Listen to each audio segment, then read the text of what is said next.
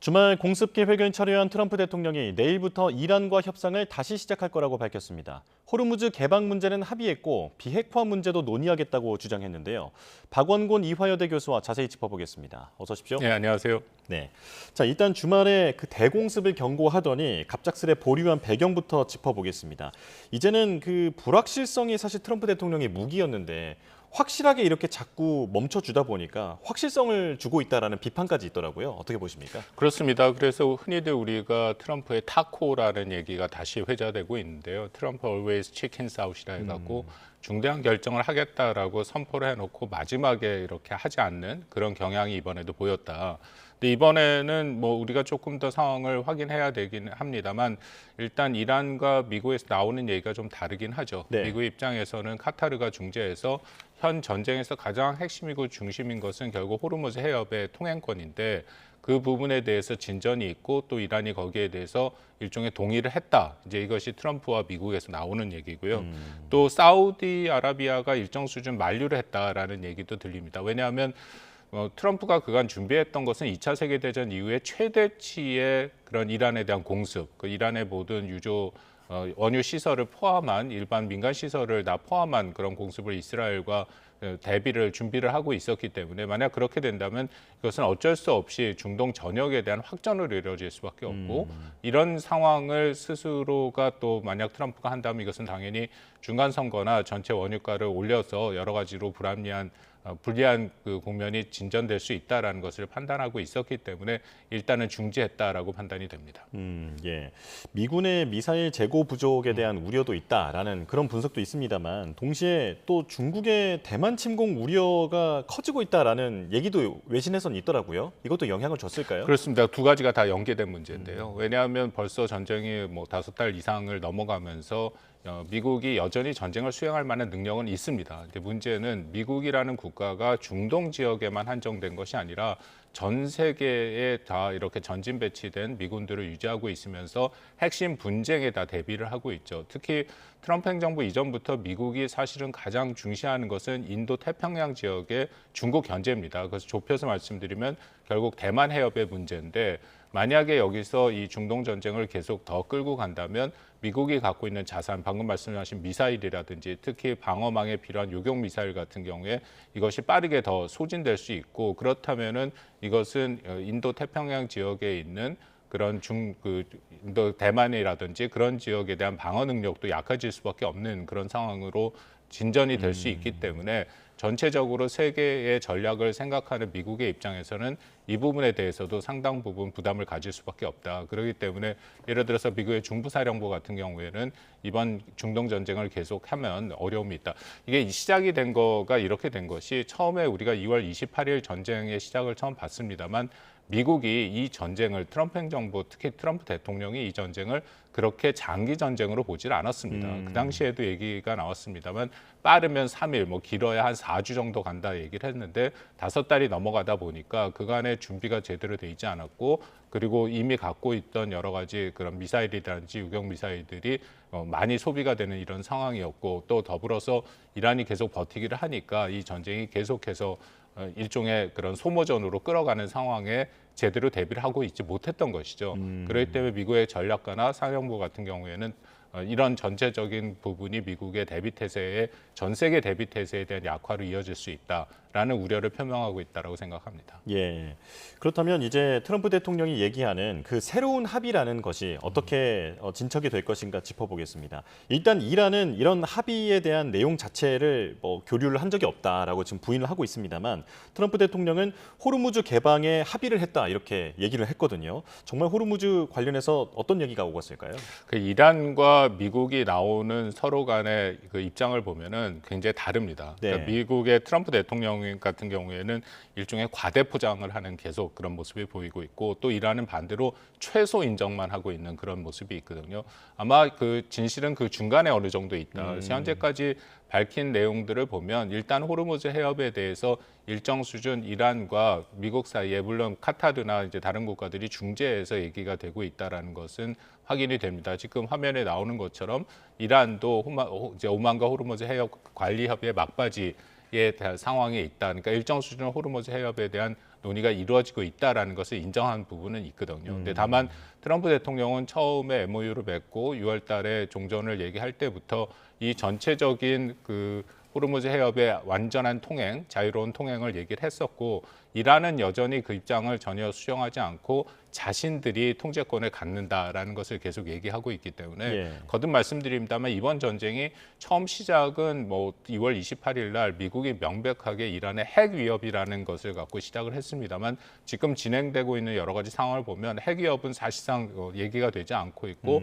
호르무즈 해협의 통행권을 더 갖고 계속 얘기가 되고 있는 상황이다. 이제 그렇게 되면은 현재로서는 이란이 호르무즈에 대한 통행권을 사실상 지금 좌지우지하고 있는 상황이기 때문에 조금 더 미국보다는 유리한 입장에 있다라고 볼 수도 있겠죠. 예, 이 호르무즈 관련해서 서로의 해석이 다르다 보니까 계속 교착 상태가 길어지고 있는데 이 사이에 이란은 오만을 끌어들이고 있는 것 같습니다. 지금 최근에 여러 가지 타협안이나 이런 데 보면 항상 오만의 이름이 올라가고 있더라고요. 하지만 오만은 그동안 중립국의 지위를 유지해 왔던 것으로 알려져 있는데 앞으로 호르무즈에서 어떤 역할을 하게 될까요? 그게 MOU의 5조에 보면은 이런 내용이 있습니다. 양해각서 5조에 이란은 호르무즈 해협에서 60일 동안 선박에 무상으로 안전하게 통행할 수 있다라는 내용도 있고 동시에 뭐가 있냐면 이란은 오만과 함께 또 중동 지역과 있는 국가와 논의해서 호르무즈의 통행권을 뭐 일종의 관리한다 뭐 그런 식의 얘기도 있거든요.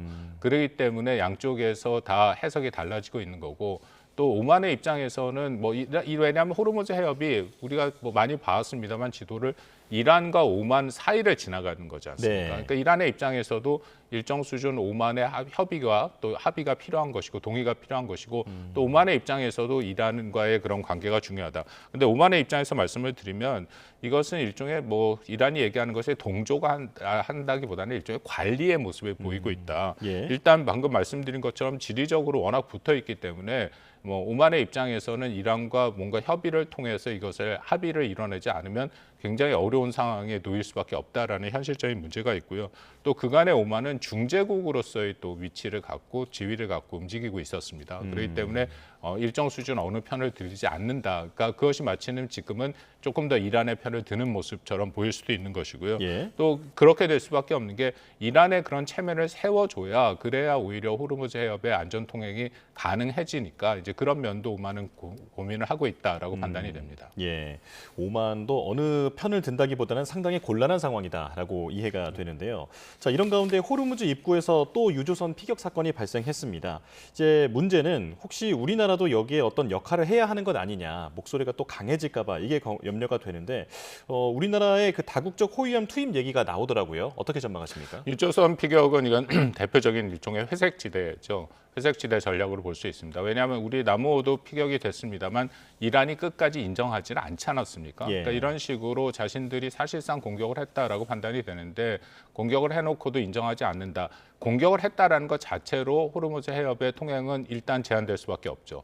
왜냐하면 모든 함선들의 움직임 자체를 부담을 가질 수밖에 없는 것이고 운임이 올라가고 또 함선의 안전, 그런 상선의 안전이 있기 때문에 이 지역으로 진입하기를 다 꺼릴 수밖에 없는 그런 상황이 오기 때문에 사실상 이란이 통제권을 가질 수밖에 없다. 이제 그런 면에서 우리의 고민도 있을 수밖에 없다라고 판단이 되는데요. 전쟁 초반에 아마 기억들 하시겠지만 트럼프 대통령이 한국과 일본, 심지어는 중국까지 왜냐하면 이 3국이 호르무즈 해협에 대해서 의존도가 높은 국가들이죠. 그러니까 네. 이들 국가들이 참여를 해서 호르무즈의 안전 통행권을 보장을 해라라는 얘기를 하고 있고 여전히 그 위에는 이제 나토 국가들도 참여를 해라라고 얘기를 하고 있고 아마 그 기본적인 입장은 여전히 변하지 않았다라고 판단이 됩니다.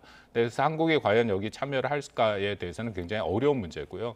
우리 정부 입장에서는 왜냐하면 바로 이것이 그 전투와 연결될 수 있는 그런 부분이기 때문에 이란이 여기에 동의하지 않는 한 우리가 들어가게 될 경우에는 이것은 전투 상황으로 들어갈 수 있거든요. 그러니까 우리 입장에서는 이게 다자적인 협의가 이루어지고 있는 예를 들어서 영국과 프랑스가 한참 동안 얘기를 끌어왔습니다만 그런 다자 협의에서 이루어지고 그래서 한국뿐만 아니라 많은 국가들이 동의를 하고 만약에 거기에 파견을 할 경우에는 같이 들어갈 필요가 있다. 그리고 현실적으로도 우리가 만약 이쪽에 파견을 하게 되면은 이것은 우리 국회의 동의가 필요한 상황입니다. 그러면 상당히 적지 않은 준비 기간과 시간이 또 필요하다라는 부분이고요. 근데 다만 저는 이 호르무즈 해협의 안전 통행이라는 것은 미국과 이란이 일정 수준 MOU를 맺고 이후에 종전 과정에 가서 뭔가 전쟁이 좀 정리가 되면 더 이상 호르무즈 해협에 대해서 이란이 통제권을 행사하기는 더 어려워질 것이다. 지금은 자신들이 이걸 일종의 뭐 지렛대 같이 활용을 하지만 사실상 이것은 천연 자연 하에서 만들어진 해협이기 때문에 여기서 그런 통행권을 주장하는 것 자체가 국제법에 굉장히 위반되는 거지 않습니까? 예. 그래서 만약에 미국과의 관계가 현재로서는 전쟁 중이니까 하지만 전쟁이 끝난 이후에도 이란이 계속해서 이것을 유지하겠다라는 통행권을 자신들이 주장한다라는 것은 전 세계의 많은 국가들을 다 적으로 노리는 행위이기 때문에 그렇게까지 할 가능성은 커 보이진 않는다. 그러니까 우리가 이런 전반적인 상황을 보면서 대응을 할 필요가 있다라고 생각합니다. 예. 자, 그리고 사우디 얘기도 해보겠습니다. 이번에 트럼프 대통령의 공습 보류 결정의 배경에는 사우디의 빈살만 왕세자의 설득이 있었다라는 보도가 나오고 있는데요. 사실 이란과의 라이벌 관계로서 이번 전쟁 초기에 있었을 때는 그 트럼프 대통령에게 이란을 이참에 이제 확실하게 좀 제압을 해달라라고 요청을 했던 것으로도 알려졌거든요. 이번에는 왜 공습을 만류했을까요? 그러니까 사우디의 입장이 좀 양면적이죠. 방금 말씀하신 것처럼 사우디는 그 이란의 시아파 또 그 사우디는 수니파의 종주국으로서 뭐 역사적으로 굉장히 오래된 라이벌 관계이지 않습니까? 그렇기 때문에 사우디 입장에서는 어떻게든지 이란이 좀 약화되는 것이 훨씬 더 자신들에게 유리한 것이고 예를 들어서 사우디와 계속 그 무력 공세를 주고받고 있는 후티 반공 같은 경우에는 이란의 그런 지원을 받고 있으니까 사우디 입장에서는 그런 것들이 다 신경이 쓰이는 거죠. 그렇기 때문에 이란의 힘이 약해지면 전체적으로 사우디의 영향력도 커지고 그 안보적인 위협도 덜해질 수 있다. 그래서 그런 표현이 나왔다라고 판단이 되고요. 근데 더불어서 확전이 될 경우에는 그만큼 또 사우디가 가장 위험한 최전선 방패막이가 될 수가 있죠.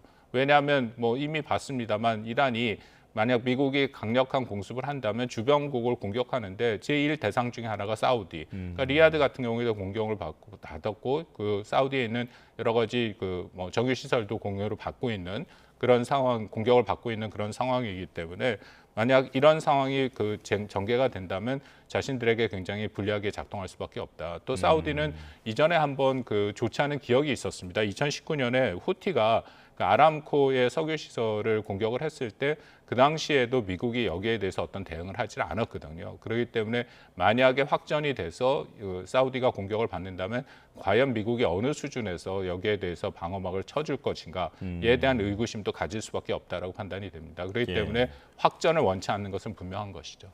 잃을 게 많은 게 현실이다라는 말씀이시군요. 자, 그렇다면 이스라엘 얘기도 해보겠습니다. 트럼프 대통령과 함께 이제 공조를 해서 공격하려고 이스라엘도 준비를 하고 있었는데 이번에 공습 취소 소식을 SNS를 보고 알게 돼서 패닉에 빠졌다라고 하는 이스라엘 매체의 보도가 있었습니다. 미국과 이스라엘 간의 관계 어떻게 보고 계십니까? 현재의 균열의 조짐이 분명히 있습니다. 그렇다고 완전히 갈라서거나 할 가능성은 없고요. 근데 방금 말씀하신 것처럼 이번에 주말에 예정된 대규모 공습에 대해서는 이스라엘과 같이 공습을 하겠다라고 했고 지난번에 네타냐후 총리와 트럼프 대통령과의 정상회담도 있지 않았습니까? 거기서 아주 자세한 여러 가지 내용들이 논의됐다라고 그렇게 보도가 됐는데 이제 그 중에 하나가 이번에 공습이었다. 근데 트럼프 대통령의 공습을 철회를 하면서 아마도 이것은 이스라엘과의 사전에 협의가 없었다는 것으로 알려진 것 같습니다. 그렇기 때문에 SNS를 통해서 이스라엘이 알았다. 그렇다면 이스라엘 입장에서는 굉장히 당황스러울 수밖에 없는 것이죠.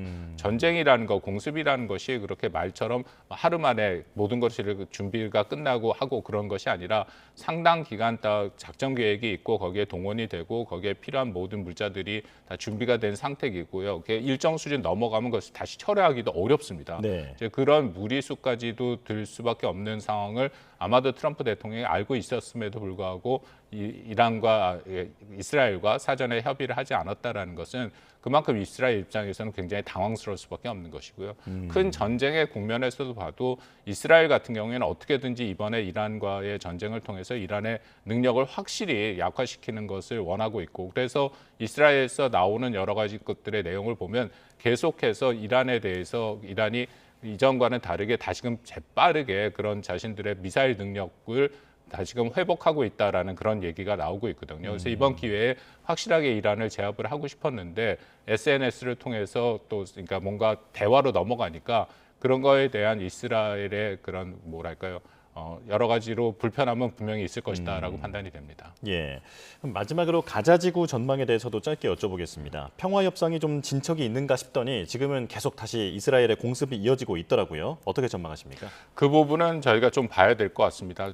밝은 전망과 또 어두운 전망 둘 다 있는데요. 어쨌든 가자지구의 하마스가 무장 해제에 동의를 했다라는 것은 얘기가 나오고 있으니까 그 부분에 대해서는 그 오랜 동안 있었던 가자지구의 문제의 핵심 내용들, 핵심이 좀 해결될 가능성을 열었다라는 것이 있고요. 근데 문제는 우리가 흔히 악마는 디테일에 있다 한 것처럼 그 과정이 정확하게 밝혀지질 않고 있습니다. 그리고 이스라엘 입장도 모호하고, 그러니까 전후 관계죠. 하마스가 먼저 무장 해제를 하면 그다음에 이스라엘은 철군할 것이다라고 얘기를 하고 있는 반면에 하마스 같은 경우에는 이스라엘이 철군해야지 무장 해제를 하겠다라고 얘기를 하니까 그 과정에서의 여러 가지 어려움이 있다라고 판단이 됩니다. 이것은 결국은 미국을 비롯해서 중동 국가들의 적극적인 중재 또 국제사회의 일정 수준의 개입이 필요한 사안이다라고 판단이 됩니다. 예.